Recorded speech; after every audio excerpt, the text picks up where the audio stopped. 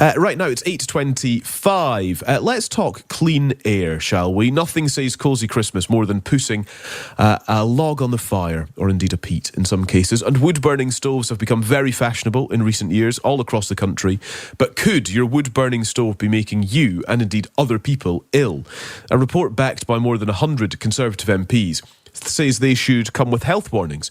Well, Will Prescott is the researcher at Bright Blue, the think tank, which describes itself as a think tank for liberal conservatism. Will, good morning.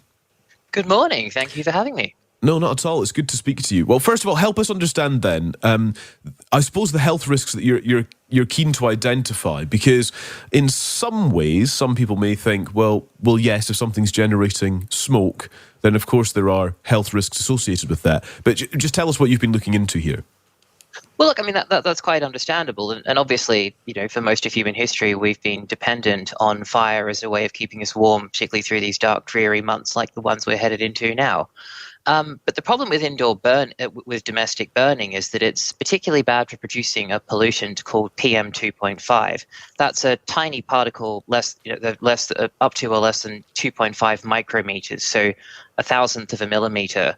And the trouble with those particles is that they can reach deep into the bloodstream and into the lungs and cause all sorts of health complications. And we know that air pollution kills up to 43,000 people in the UK each year.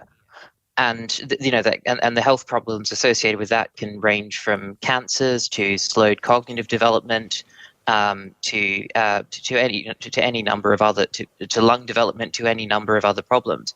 So talking about quite a serious issue here with quite a large number of potential complications. What is it about log burners specifically? Because one wonders if, in a kind of household context, closing the doors on something like a log burner is actually helpful for those inside the house. Is that fair to say? Does the research suggest that? Well, the problem isn't just inside the house, although obviously closing the doors inside the house is an issue. It's what comes out of the chimney at the other end that's the problem, because you may think it's nice and cozy, but if there's someone who's got asthma living next door to you, they can really feel the effects of those particles quite strongly.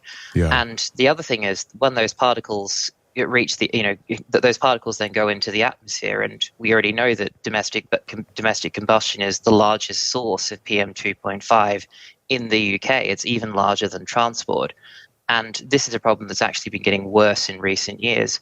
PM2.5 emissions from domestic combustion grew by 35% between 2010 and 2020, for example. And given that stove sales are only increasing, it looks like that trend is set to continue into the near future. And that's the thing, Will, isn't it? That this is a joy of life. Lighting a fire, gathering around the fire, being cosy by the fire throughout winter it is joyful, and also it's really economical. I mean, I know of you have people who've saved an absolute fortune by using the fire to heat their home in winters over the last couple of years during a cost of living crisis. And so actually it's difficult, I suppose, for some to come round to the idea that the harmful effects of this are so dramatic that they must sacrifice that joy, warmth, and frankly, financial savings as well. I mean, look, I totally understand that. And, when I was growing up as a child, one of the things that we used to enjoy as a family was we'd have an open fire at home, and Mum would bake scones, and we'd have tea and scones by the open fire. But on the point about savings, it's not always more expensive to purchase it unless you've got a free supply of wood. And also there are only certain types of things you're allowed to burn. But if you look at the characteristics of the people who are most likely to burn, nearly half of them are in the top two social grades. So it's disproportionately a middle or even an upper middle class activity. So the financial, and only 8%, there was a big survey done by Kantar in, I think, 2019 that said only 8% of people who, burn domestically do so out of necessity. It's mostly done for aesthetic reasons. So one, I don't think the savings are necessarily as great as you might think they are, but secondly, it is an activity that's disproportionately done by those who are better off and better able to deal with the burden. Yeah. Are you sitting in front of a fireplace just now, Will? It's one that's closed off, so it's purely decorative at this stage, and as you can see, it's also quite useful for storing books.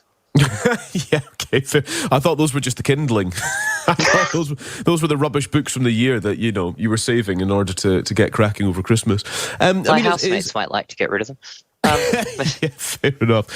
So I suppose there's a geographical thing, isn't there? Because if you're lighting a fire in the very sparsely populated countryside, or for example, the Highlands and Islands of Scotland, that is a different situation to if you're in a smoggy city and you're adding to the air pollution that's already there, and it's densely populated and there's houses on top of each other and people everywhere. Those are kind of different scenarios, aren't they?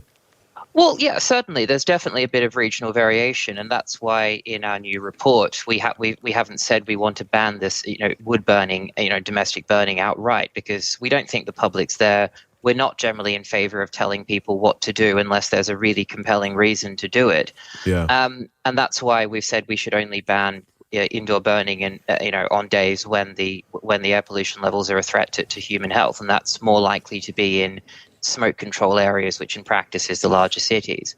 Although I would say on the sort of smaller villages, surprisingly, it can actually be an issue if, even in a small village, if a large proportion of the population is burning at the same time.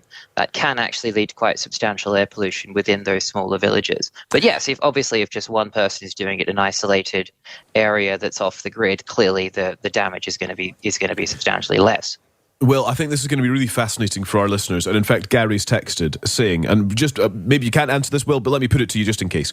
What is more polluting? Wood-burning stove, an open, seasoned, dry log fire, smokeless coal? I don't have a wood-burning stove, but would have thought it was more efficient using less fuel and burning up pollutants. But I'd like to know, is there a kind of hierarchy when it comes to polluting fireplaces of those sorts of descriptions? Well, certainly from an indoor point of view, obviously the newer the stoves, obviously the newer stoves emit far less air pollution than some of the older ones. So definitely there is a hierarchy in terms of what sort of stoves are available. But even the sort of the newest, most efficient stoves still emit more than 750 times the amount of PM2.5 per hour as a heavy goods vehicle. So even the newest, cleanest stoves aren't necessarily the safest. Okay, very helpful. Will, thank you very much. Thanks for joining us. Will Prescott, a researcher at Bright Blue, the think tank self-described as for liberal conservatism.